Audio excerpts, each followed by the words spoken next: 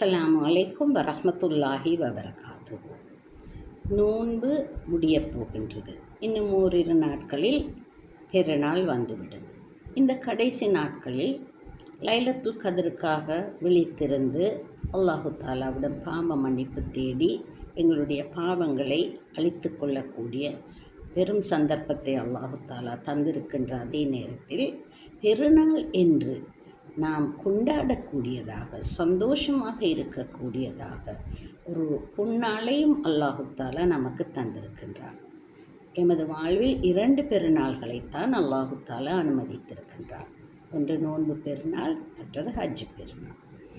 இந்த பெருநாளுக்காக நாம் என்ன செய்கின்றோம் என்பதை பற்றி சற்று சிந்தித்து பார்ப்பது நல்லது. மிக விசேஷமாக புதிய ஆடைகள் வாங்க வேண்டுமா? உண்மையில் எந்த ஒரு குர்ஆன் வசனமோ ஹதீஸோ பெருநாளுக்காக நாங்கள் புதிய ஆடை உடுத்த வேண்டும் என்று சொல்லவில்லை. மாறாக ரசூல் ஸல்லல்லாஹு அலைஹி வஸல்லம் என்ன சொன்னார்கள்?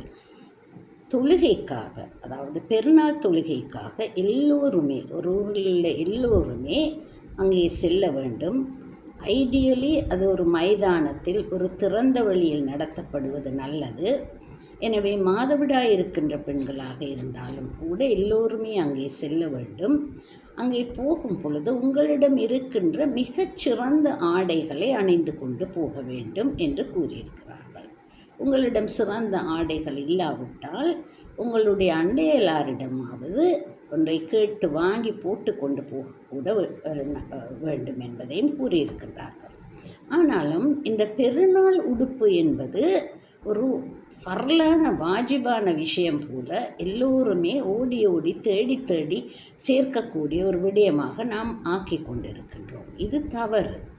ஏனென்றால் எத்தனையோ பேர் இப்படியாக புதிய ஆடை அணிய வேண்டும் என்ற அந்த கட்டாயத்தை நாங்கள் ஏற்படுத்தி இருக்கின்ற காரணத்தினால் புதிய ஆடை வாங்க கிடைக்காவிட்டால் அதனால் மிகவுமே மனம் கவலைப்படுகின்றார்கள்.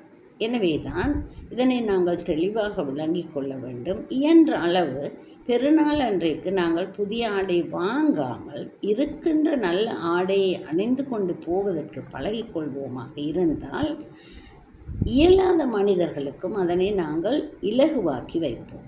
உண்மைதான், இந்த பெருநாள் வருகின்றது என்பதற்காக சில ஏழைகளுக்கு நாங்கள் புதிய ஆடைகளை வாங்கி கொடுப்பதன் மூலமாக அவர்களுடைய ஒரு தேவையை பூர்த்தி செய்கின்றோம். ஏனென்றால் மற்ற நாட்களில் நாங்கள் காசு கொடுக்கக்கூடும் அல்லது உணவை கொடுக்கக்கூடும். ஆனாலும் ஆடை வாங்கி கொடுப்பது என்பது குறைவுதான்.